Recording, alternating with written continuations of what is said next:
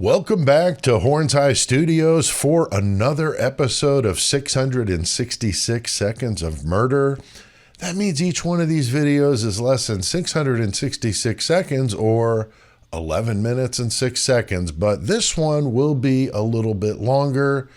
So let's get right to it. No time to waste. But before we do, please do not forget to press that like button, okay? Appreciate that very much. Drop a comment below. That means the video gets out there to more people just like you. And if you're not a subscriber, please consider doing that before you leave today. It helps the channel grow, and I appreciate that. Now, it's important to remember that this video is for informational purposes only. These are just my opinions and speculation. I'm not an expert. I'm just using some good common sense to talk about this case. And I'm not saying that anyone is guilty of anything.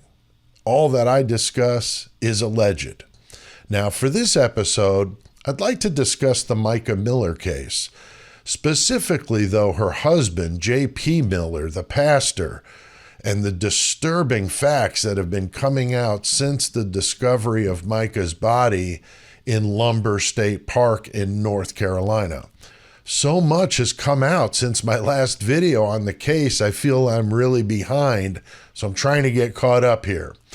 But I've gotten a lot of my information from some different news articles about this, but a lot too on JLR. I know you could say what you want about JLR, but man, he has been tenacious, boots on the ground all over this case, and been putting out some good content with some facts about it, and I appreciate it. So go check it out if you're interested. Now, Mica's family has been saying a lot in the media, and they shared some screenshots of text messages that they got from JP right after this happened. Absolutely horrible. I mean, he is texting them about the passing of their daughter, which is just crazy. And then adding that it was due to the medication and, basically casting blame on everything but himself. And he claimed that she wasn't taking this lithium that she was prescribed, but allegedly it was JP that was taking lithium for his mental health. So what was he giving her his lithium or getting it prescribed to her? I don't know, but did she really even have any mental health issues? Makes you wonder. Now, in a sermon that he did, he talked about struggling with mental health and that he was taking lithium, but somehow this guy is able to buy firearms, which is just unbelievable with a history like that. I mean, this guy just somehow seems to walk between the raindrops when it comes to getting away with a bunch of stuff. So I don't know if his pastor title and all of that got him out of things. I don't know. Or family influence, money, who knows. But JP was has quite the record there in Horry County, which is where Myrtle Beach, South Carolina is. And there's a bunch of speeding tickets on his record. It's amazing the guy can even still drive. But there's stuff about an April 2000 incident where he was found guilty of aggravated assault with a deadly weapon and property damage over 300, but that was in Illinois. And then in 2005, there were charges of assault and battery, and I'm assuming this would have been when he was with his first wife. That's the one that he had the 5 kids with, and at the same time was grooming 14-year-old Mica. I mean, she was in a youth group there at that Solid Rock Church where JP was a pastor, and later they would end up getting married. So that is just creepy beyond all belief. I mean, this guy's a pastor, someone that people should look up to, and especially people in his own church, not to mention the kids in the youth group. I mean, geez, this guy's just disgusting.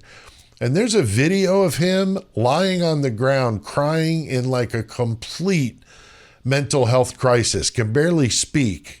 Now, he could have been acting, but it seemed pretty realistic to me. It goes on for a while. I'll try to find the video link and put it in the description. But it's from a few years ago, but it is disturbing to think that this guy owns firearms with an obvious and admitted mental health struggles is alarming to say the least.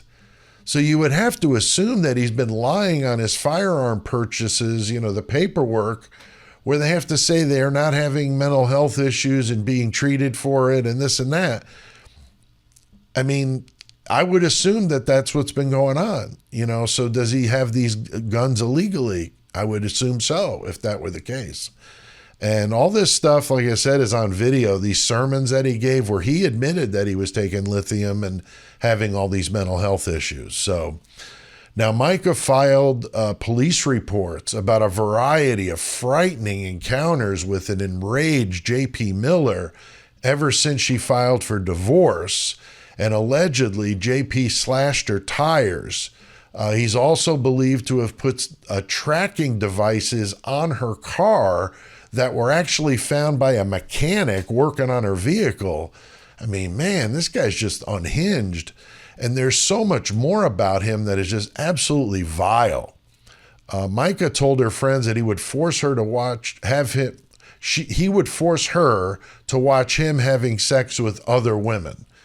And there's a video of her breaking out of her bedroom, busting the door down because she was locked in there. And it's wild. I mean, it's like a Springer episode, but unfortunately, this is not funny and this is real stuff. This is just terrible. Now, she told her friends, quote, "If I end up with a bullet in my head, it was JP," unquote. Now, this was not the only thing like that she had said. She told people that she was concerned that he was going to do that and make it look like she did it to herself. So how eerie is that? Now, she had filed for divorce and things were very hostile. He wasn't taking it too well. And she was doing the best she could, to escape this madness and get on with her life. She was 30 when this happened.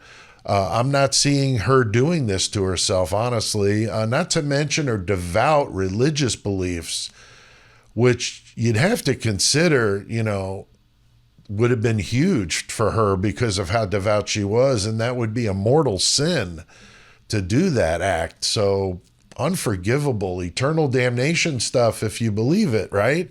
And to her, it would have been a big, big, very real thing. And so her friends and family agree she would not have done this. She would not have done this. Now, I know that her passing was ruled as self-inflicted and that, there was no foul play, but I'm not 100% sure, honestly. Now, after following true crime for so many years, I've seen some really strange stuff, so I'm not sold yet on this whole scenario. And there was a witness to this incident at the Lumber State Park. He was fishing from a canoe. He heard a woman crying and then the shot, and then he didn't see anything because there was a lot of trees and stuff in the way. So he heard it, but he didn't see anything. So did someone do that to her and then escape through the woods? I mean, it's certainly possible. I mean, if they shot her like it would have been self-inflicted, it would be difficult, I would assume, to know otherwise, especially with the mental health record that she had. But again, I mean, was that even real, or was it brought on by JP, or was it just pure fiction? We don't know. JP does have an alibi that he was in North Carolina at the time, or South Carolina at the time, at a sporting event, and ironically with his new girlfriend. That's an entirely different story, but there is still a still shot of him on the highway in his truck that law enforcement released that shows that he was there. Amazingly, though, I mean, they were, able to do that, so they need to get a hold of the Moscow PD and see if they can recommend a camera that they can use that will do that. Now, even if you believe that Mica Miller did this to herself, I feel that J.P. Miller played some kind of role, a major role, in her mental health demise, if that was true. Think about that. I mean, if he was grooming her at 14, allegedly, then for the remaining 16 years of her life, all she knew was JP. And he was very controlling, total narcissist. He limited her time with her friends and her family. That's the classic cult leader type mentality. And they all do that. They all do that. Now, it's believed it's entirely possible that she didn't even have any mental health issues, but that he led her to think that she did and was possibly giving her the medication. I mean, I do think that's possible. Of course, I don't know that, but I'm just saying that I have questions about what's going on here. He had her committed to mental health facilities multiple times and was also vocal about it with his congregation from the pulpit, which is very strange. And did JP do this to build a case later on about having her maybe permanently committed? Maybe so that he didn't have to split his assets in a divorce, or plan, this to happen to cash in on some life insurance. I mean, my gosh, that's been done thousands upon thousands of times by spouses to cash in on that. Now, I don't know, but I'm just saying that these things are all, to me, very much in play. And this guy is just incredibly sleazy. The things I talked about just scratched the surface. I mean, it's YouTube. You can't even talk about the stuff he did on YouTube. It's that bad. There are some very disturbing stuff that JP's first wife said in the divorce proceedings, that JP did despicable things with young children. Yeah, that sort of thing.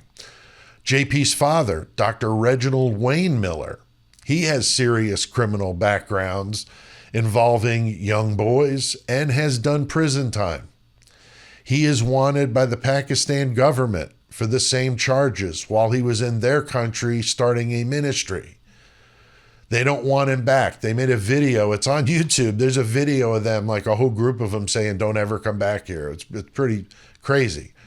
It's rumored that JP's dad might take over the Solid Rock Church in his absence, since he was removed from the position. But, we know that's a joke, because JP and his family own the church, literally own the church and the ground it's on.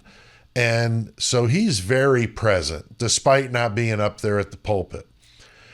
This father and son duo is scary to me, and curious to see how this thing shakes out. I wonder if law enforcement, said it was self-inflicted, but maybe is still investigating JP to see if he sends anything incriminating or that sort of thing. I would hope so, that they're really, really looking at this, because I think there's something here. I don't know what it is, but I think there's something here. A lot of people following this case believe that JP was involved in some way, and of course that's all allegedly, but I do tend to think that there's some sort of involvement. But comment below with your thoughts. I always love to hear from you guys. And I want to say thank you to my friends in the Horns High Club. You guys are awesome. I really appreciate your support, and I'm glad you guys like that perk of getting the episodes as soon as they get uploaded, so you don't have to wait for them to go live later on. So appreciate that. I appreciate all you guys that watch these videos, and we'll see you next time for another episode of 666 Seconds of Murder.